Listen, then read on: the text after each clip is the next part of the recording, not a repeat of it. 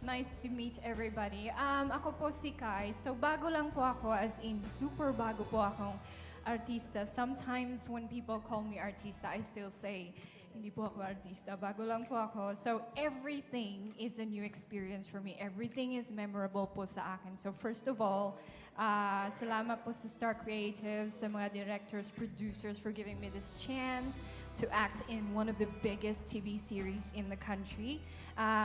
So memorable parts, marami po. First of all, yung mga friends na nakilala ko, sila Riza, si Luyan, and all of the cast as well. And also, I'm still overwhelmed kasi na-meet ko yung mga big stars. You know, sometimes I'm still fangirling. So memorable din yun sa akin. And so action scenes as well as lahat ng role na ginawa ko dito sa Ironheart. I feel like I showcased a lot of them.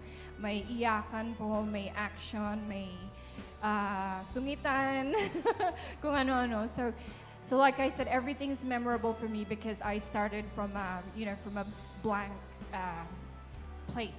Like I've just started being an actress. So yun po, friends.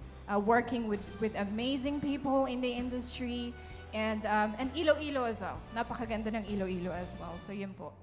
Kay pinapatanong ni Tito Eugene Asis of People's Journal, tell us something about yourself now. Okay po. So originally, I'm an international host. So I started from Malaysia, hosting events. And then I've done hosting events in Australia as well, Singapore, Philippines. I've just moved in the Philippines in 2019. So talaga pong tinatry kong i-penetrate yung industry dito. So that's my background. Yes, so anything from like world congresses, like stuff like this as well, launches and all. And that's it really. And I'm also studying botany, so I'm a future plant scientist also. And hopefully, makontinue ko po yung pagiging artista also. Wow, salamat Deta. Thank you. Thank you so much. Miko, memorable moments. Hi, good afternoon everyone. Thank you for coming here. First of all, gusto ko magpasalamat sa Star Creatives for giving me the chance to play the character of Draco. Thank you, Direk. Thank you. Wala si Nailes, but yeah, thank you. So memorable for me is, yeah, like what Iggy said, nagsisimula yan sa breakfast. Tapos, dadating kayo sa set, you do your stuff. And then kasi dito sa Ironheart, I mean, I've done action before, but this one is really different for me. Talagang ibang level yung choreography dito. And yun nga, they are masters of their craft. This man beside me, Lance, he's the actor, he's the director, he's a stunt coordinator, he's everything. So imagine the things that he has to go through para turuan kami to act beside us. So yung memories talaga na mauuwi namin dito is the work itself, the bonding that we had with the cast, and yeah, of course the work that we produced and yung ina-enjoy nyo sa araw-araw. So yeah, I'm just very grateful and thankful for the opportunity na nakabalik ulit ako sa pag-artista after what I did in Viral and then having a baby and a family. Parang I'm just very happy to be back in acting again. Sobrang na-enjoy ko talaga yung pagiging action na star ko. You know? Yes. Kahit man of few words si Draco, pero pagbarilan game. So yun lang. Lance? Hello everyone. So for me, my most memorable memory, I would say yung mga hardest memory. Yung sa mga initan, ulanan. Sila Luis nga had an action scene, di pa lumalabas. They did an action in the rain. Si ayaw tumigil ng rain. Dapat hindi siya rain, pero di tumitigil. They had to shoot it in the rain. Yung mga memories na gano'n, mga puyatan. And I cherish them because yun yung pinaka makikita mo talaga kung sino yung mga tao. Parang it's always like tinatawanan lang namin itong mga hard times na to, but it's not always like that. We've been doing hard things for like a year now. It's not always fun. Nag-aaway din kami, may mga not good conversations too, but at the end of the day, we made it and we overcome whatever challenges we had. And I think we build a stronger bond because of the hardship that we had to go through. And I think those are the memories I cherish the most. Yeah. Hindi ka naman nalilito dahil jack of all trades. Hindi naman. Translator din siya. Well, Translator din. Lahat. Oo. well, I would like to say thank you to Star Creatives for giving me the opportunity to do all of those. Like action choreography ako, I did a bit of AD, choreographer, and acting. And having the opportunity to do all of those things is not every time. Not everyone can have that opportunity. And I'm very thankful that they had the trust in me to be able to do that. Yeah. Good job. Thank you. Christian? Para sa akin siguro, i-combine ko na lahat ng mga pagsama-sama sa breakfast, sa pool, sa sauna, sa taping. I think ang pinaka-memorable dito is yung relationship talaga na na-build namin lahat. Mahirap isa-isahin kasi sa sobrang dami. Magkaiba kami ng ideas, ang ideologies namin iba't iba, pero we have so much respect for each other na hindi kami nagkakaroon ng conflict pag sa trabaho. Siguro minsan meron. Normal lang naman yan. Pero we have so much respect for each other. At yan siguro hindi ko makakalimutan at dadaling ko habang buhay. Kasi yun ang magiging, sa next na project mo, yun ang matatandaan mo. Yun yung dala-dala mo, yung respect talaga eh. Kasi kung hindi siguro kami ganyan, na wala kaming respect, baka puro gulo siguro kasi mahirap yung ginagawa namin. Yun. At saka memorable din yung isang beses, may eksena kami ni Dimple. Sa lapit ko sa kanya, bigla na natawa siya. Lahat na laway niya pumunta sa mukha ko. Hindi. Joke lang. Hindi naman lahat, konti lang. Ayun, thank you. Thanks, Christian. Dims? Ang memorable po sa akin, kasi dami na nasabi. I think ang pinaka-memorable sa akin ay yung we all eat together. We salo-salo together. Kasi masarap din yung mga pinuntahan namin. Like in Cebu, masarap yung lechon, masarap yung food. In Iloilo, masarap yung siopaw. I mean, I think the most common thing na hindi ko makakalimutan sa cast, sa crew din kasi nandito rin yung crew namin. Sila Kuya Bing Bong is here. We were together. Diba, Kuya Bong? Ayan, ang pantas mo naman kami, magwapo-gwapo. Yan talaga. Alam mo, kami sa init, sa lamig, para kaming mga dito para kaming, it's a marriage of different kinds of people. It's really a very nice melange of people who came together to celebrate one another and all our gifts together. Kasi ang Ironheart naman hindi lang itong nasa table na to Mostly, alam mo, yung mga stunt women and men namin, wala sila dito, but they make up what? More than half of what we have done here. Pag hindi namin tatalunin, silang tatalon. Pag hindi namin kayang ihiga, silang higa. At sa totoo, ako, if you ask me, they're more the heroes than we are here on this table. So, yun yung hindi ko makakalimutan. Kasi we know them by name. We know them, kilala mo, lalo ka na, kilala mo yung mga Celine girls. Yung mga Celine girls, kilala mo, anong names nila? Ang tawag nila sa'yo? Daddy Cakes. Ayoko nga, nang tinatawag ko kung Daddy Cakes sa'yo. Wala akong magagawa. Ako nga, hindi Daddy Cake ang tawag ko sa'yo. Ikaw, Daddy Cakes ka. Sana talaga nanonood si Ate Ara. Mag-hi ka, Ate Ara. Hi. Ay, tsak, hindi, konti lang naman kilala ko si Angel, si Joy, si Sheila. Wow! No, but I want to give a special shout out to the one who doubles for me, si MJ. She just graduated cum laude, I think, or magna. Wow. Magna cum laude. And you know, she was going to school doing all her work while she was on set as well. So I just wanted to let you know na yun yung mga hindi ko makakalimutan talaga. Bukod sa bonding naming lahat, syempre. Lalo ka na. Hindi kita makakalimutan. Alam mo kung bakit? Kasi si Kuya ang pinakamahiyain na hambog na makikilala mo. Siya sabi ko talaga, Kuya, alam mo ba, para maging orko siya, 2 hours ko siyang binobola bago yung eksena. Ang gwapo talaga ng kuya ko. Talaga. Grabe talaga yung abs niyon. Grabe talaga. Alam mo, para na nga akong ilonggo pag nagsasalita kasi ganun siya. Alam mo ba siya nakayakap sa akin? May binubulong siya sa akin. Tama na, nanonood si Ara. At may binigay ako. Wow! Galing kasi ako Switzerland, nag-ASAP Milan. Mahilig ako sa camouflage na colors. Hindi, mahilig ako sa camouflage na color, kaya binigyan niya ako. Tapos hanggang Swiss knife siya, tapos may nail cutter. Pagbigyan niya, napatingin ako sa kuko ko. No, No, but yun sa akin, that I will not forget na parang it was not only the people you can see on this table that worked hard for the show, but even the ones you cannot see, especially the ones you cannot see. They really worked very hard. Tsaka yung mga staff and crew then coming from Iloilo and Cebu, we also had some people na direct. And syempre the all-women team of Star Creatives, wala sila dito kasi nasa Can't Buy Me Love na sila. nasa Don Bell na sila. Wala sila dito. Nagtatrabaho na sila ulit. Yun lang. Thanks, Dims. Jake, Ano ba? memorable moments. Mga contribution mo sa mga ginagawa nating comedy na ako lang bumibitaw, pero ikaw lang bibigay sa akin ng Kasi pinifeed ko siya. Sabi ko, kuya, ganito ha, isasara ko yung pinto, kunwari tinamaan ka. Tapos, may pinaka-favorite ako, hindi ko makakalimutan. Ano yung sabi mo, Candy, pag gumanon ako, paano magagawin? Hindi naman ganoon eh. Alam mo naman, anytime naman candy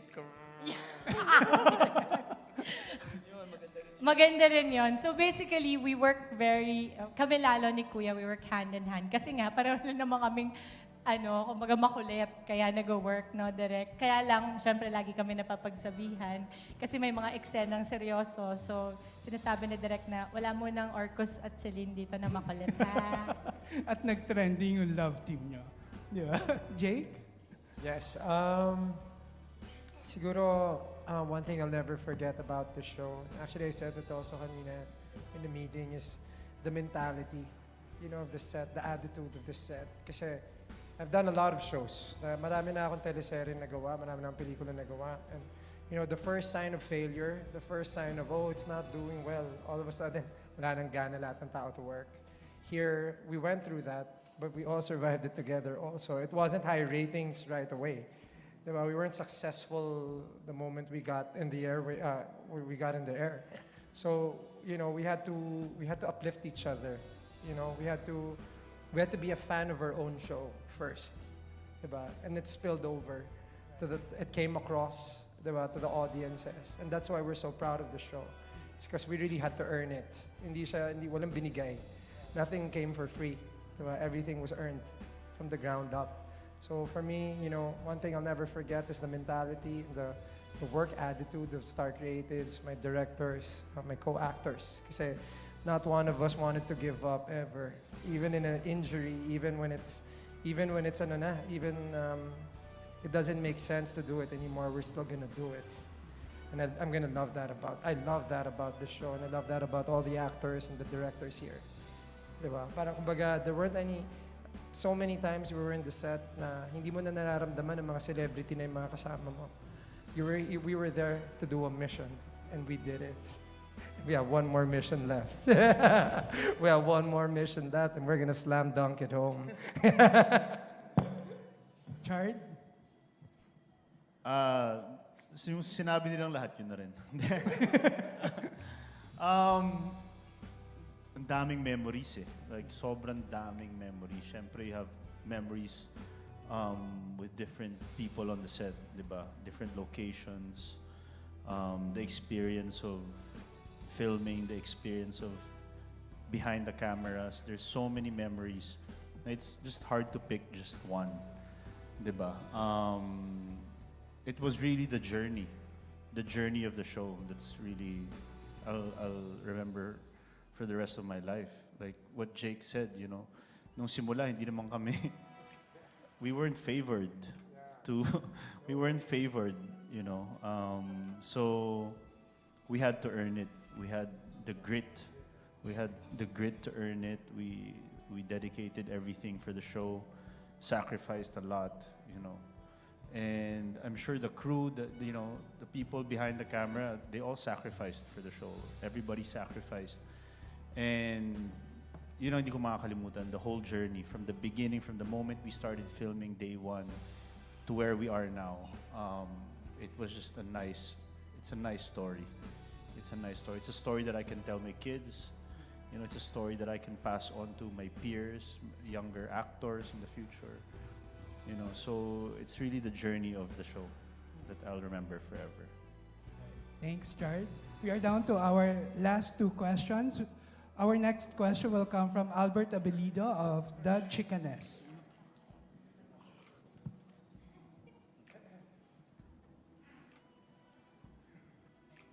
Hey, mabuhay.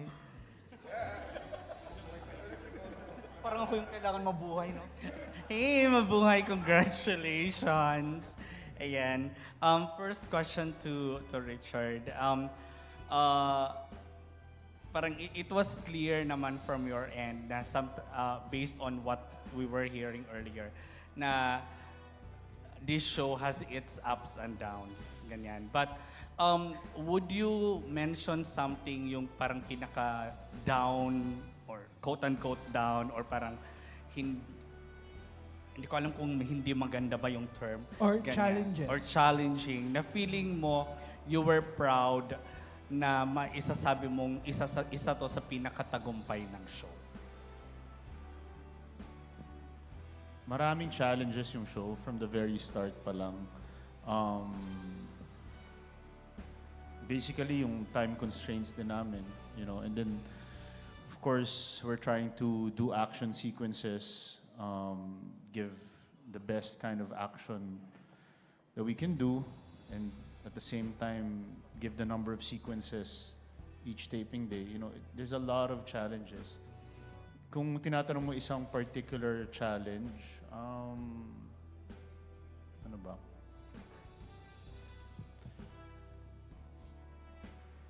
I can't really pinpoint one particular challenge na nangyari sa amin, but I guess, like what we said kanina at the beginning of the show, you know, we were given basically a month to shoot before airing, and then high expectations. I had high expectations for myself. The rest of the directors, the actors, you know, we wanted to give the best. And it was an uphill challenge from the very beginning. And then we started to get our groove, you know, and then we started, you know, like what Jake said, we became fans of our own show. We believed in the show. We believed in each other that we can push through and carry on. And it's really the teamwork that made the dream work. So, yun yung nangyari sa amin. And was there a specific meeting ba with the bosses na parang somehow signified na yes, we were in the right track already? I'm sorry. When we were starting to discuss the season 2, that was really the beginning of signs na, oh, wow, they want to extend their show. You know, so, and then we had the Italy trip, you know, they gave us an Italy shoot, and then extension for season 2. That's when, you know, that's when you realize that, oh, we're doing something great for the company. You know, we're doing something good for the company. And then, you know, of course, I asked my producers, how are we doing with the advertisers and everything? And, you know, everyone's very happy. Even the finance department is happy in the way the show's performing on that department. I also ask about that.